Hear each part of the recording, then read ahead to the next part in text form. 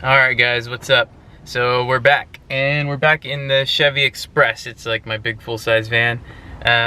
It's a 2013, and last night when I pulled in, I had a problem putting it into park.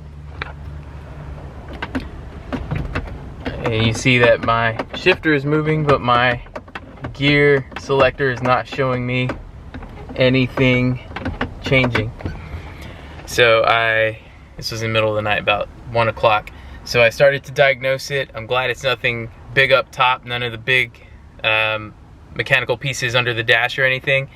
And what I found to be the problem, I went and bought a new one already. It's the bushing that attaches to the transmission gear selector.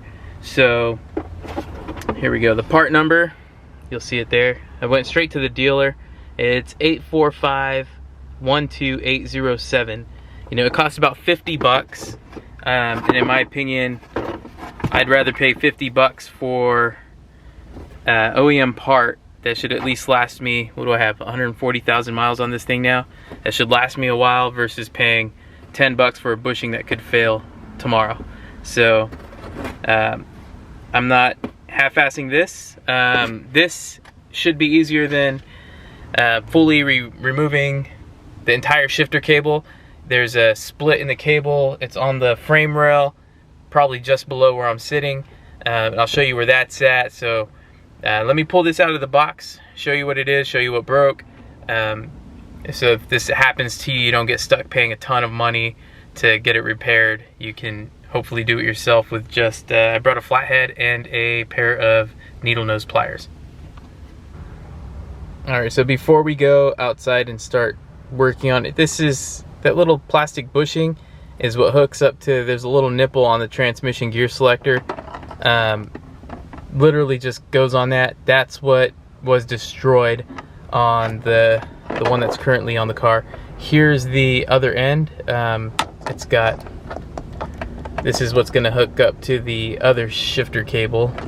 Let's see, it's really greasy, so I'll try to get this off.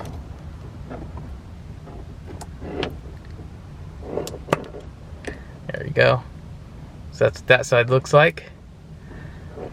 Alright, we'll go ahead and go underneath the car and get this replaced. Hopefully it doesn't take too long.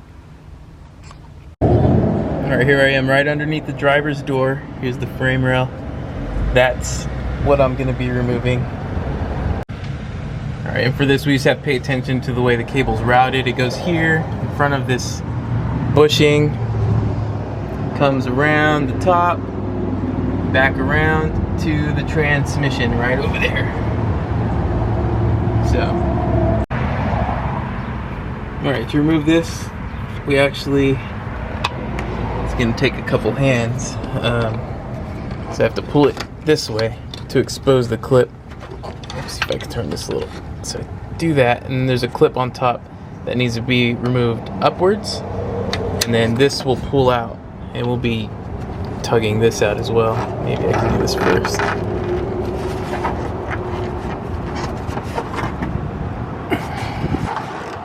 Okay, so I'm gonna need both my hands here so I can get this clip out, pull this cable out, disconnect it from everywhere that it's mounted to the frame. The new one has all the right clips, so shouldn't be too big of a job for that piece. Yeah. So sliding out, pulling this other clip. Let's see.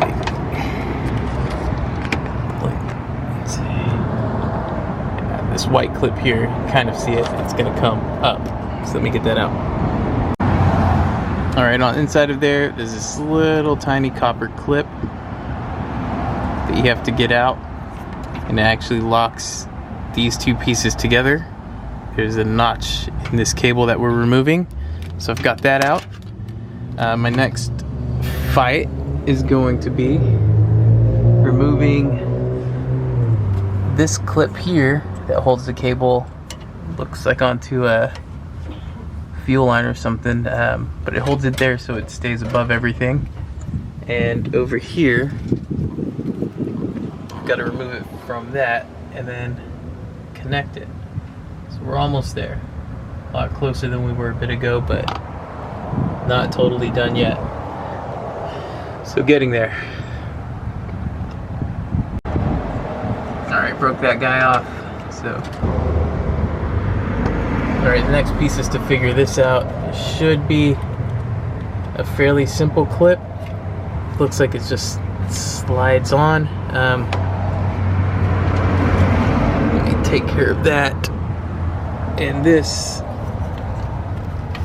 should be the last part that I have to remove before I install the new one. Alright, so it looks like just a little clip here. Lift this up.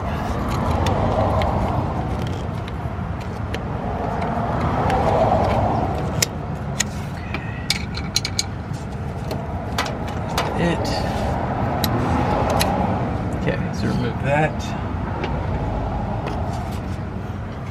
completely. It looks like I have to squeeze the sides in.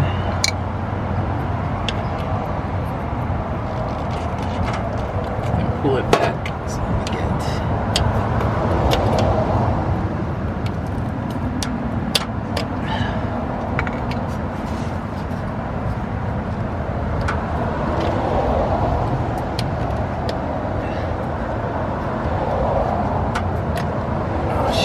Alright, I'm gonna need 2 hands for this.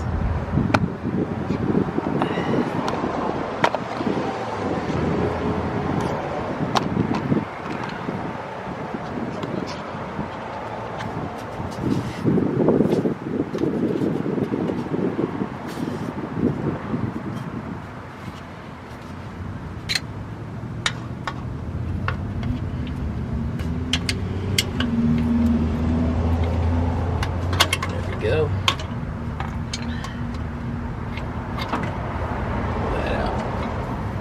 Alright, there's the whole old tranny cable out completely.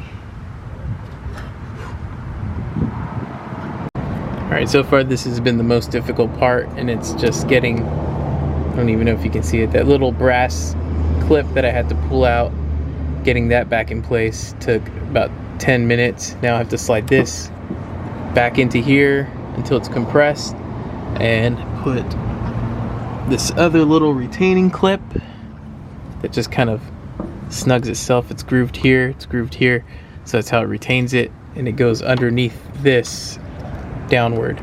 So I'm putting that in now. Alright, there's the new one pressed on. Put the clip back in. Reattached up here at the fuel line, at the bend right there.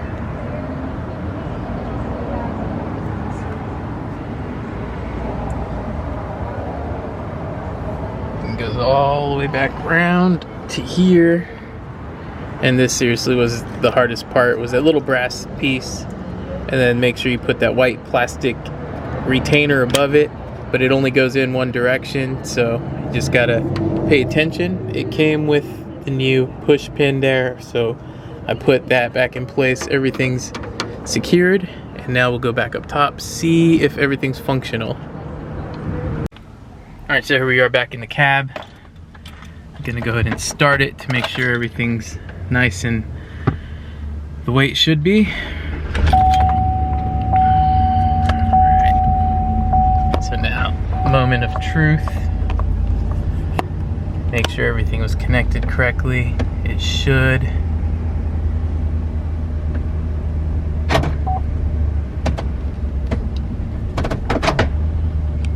Sweet. All right. So everything's back in place. Took me about an hour from not knowing anything.